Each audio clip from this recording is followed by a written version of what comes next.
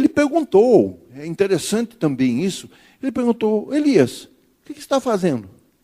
Deus não sabia o que estava acontecendo? Sabia. Mas ele queria que Elias falasse.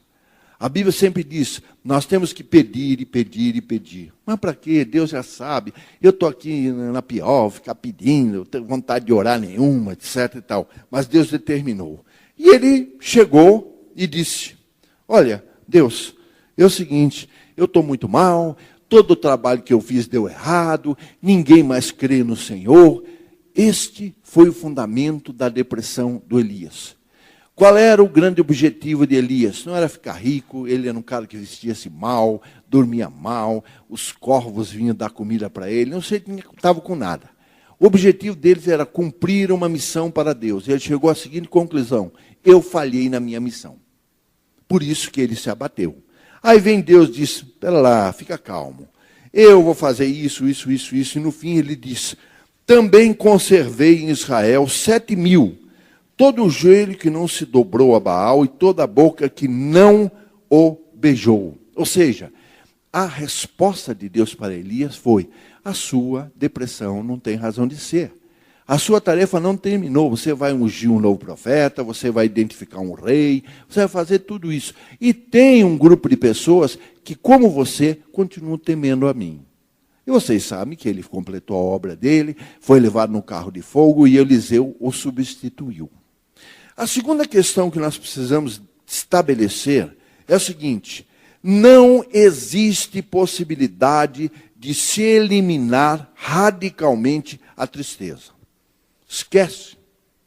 A depressão provoca tristeza, mas na realidade, a tristeza trabalha como degraus que estão levando a pessoa para a depressão.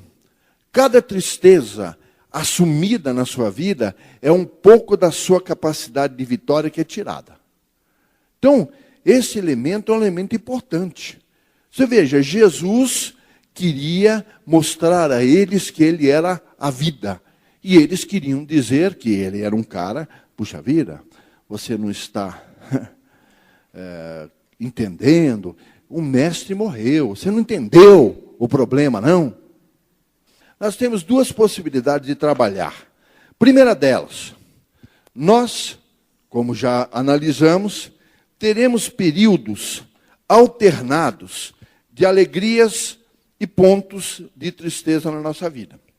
Se aqui está uma alegria, e aqui está uma tristeza, e essa tristeza vem, e eu a enfrento, e passa, o que vai acontecer? Eu teria uma alegria em seguida, aquilo fica minimizado, está tudo bem. Se, porém, eu não der fim, não jogar fora as tristezas antigas, sabe o que vai acontecer? Quando essa tristeza aqui encontrar a outra, elas se juntam. Opa, agora nós somos dois. Daí vem uma terceira, junta de novo. E daqui a pouquinho, o camarada está sobrecarregado de tristeza. A tristeza, ela tem um poder extraordinário de aglutinação. Acontece que o texto bíblico diz, se te mostras fraco no dia da angústia, quão pequena é a tua força. A nossa força, na verdade, não depende de elementos que estão ao redor, de modo nenhum. Lá no texto de Neemias, ele diz, não fiquem tristes, não chorem, porque a alegria do Senhor é a força de vocês. Então veja como é que a coisa se estabelece. Eu preciso vencer a tristeza e a depressão. Mas para isso eu preciso de força, mas eu estou aqui mal, eu estou lá embaixo, não tem problema. A alegria de Deus é a nossa força. Deus promete livramento exatamente no momento dessa provação. Diz o texto de Salmo 50:15, invoca-me no dia da angústia, não é no dia do culto alegre, não. Eu te livrarei e tu me glorificarás. Já no Salmo 91 diz, ele me invocará, eu lhe responderei, estarei com ele na angústia, livrá-lo-ei e o glorificarei. Uma das coisas que acontece conosco quando a gente entra em tristeza, é que a gente pensa estar sozinho. todo mundo está feliz, todo mundo está numa boa, só eu que estou aqui. Só que, lá no texto de Isaías 43, há uma afirmação simples. Em qualquer circunstância, não estamos sozinhos, porque Deus está conosco. Mas agora diz o Senhor que te criou, que te formou. Não temas, porque eu te remi. Te chamei pelo nome, tu és meu. Quando passares pelas águas, estarei contigo. Quando passares pelos rios, eles não te submergirão. E quando passares pelo fogo, não te queimarás, nem a chama arderá em ti. Há uma questão que eu sempre ensinei para vocês. Jesus tomou sobre si as nossas fraquezas, problemas, as nossas pisaduras.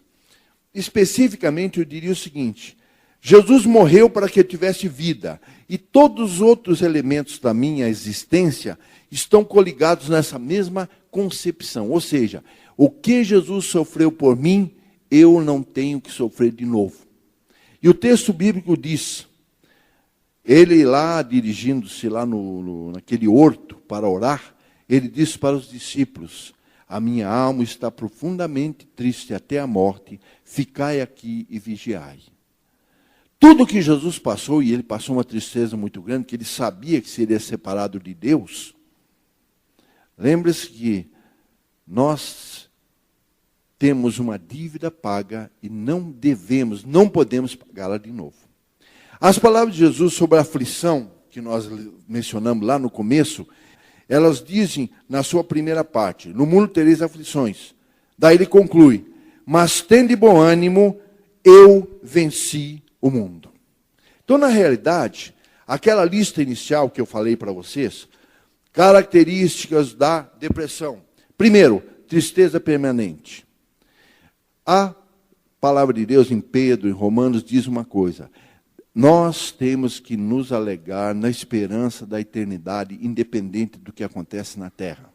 Redução da força. Eu já disse a vocês, ele é a nossa força.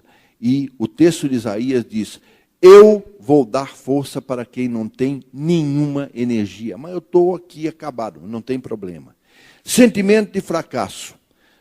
Cristo é a nossa vitória. Somos mais do que vitoriosos em Cristo. Pessimismo. Pessimismo é aquele que fica falando, porque não vai dar certo. A Bíblia nos diz, não murmure, agradeça a Deus em tudo. Inquietação. Nós falamos muitas vezes da ansiedade, né? Lançando a ansiedade sobre ele, porque ele tem cuidado de vós. Desejo de morte. Jesus disse uma coisa simples: eu vivo e vocês vão viver.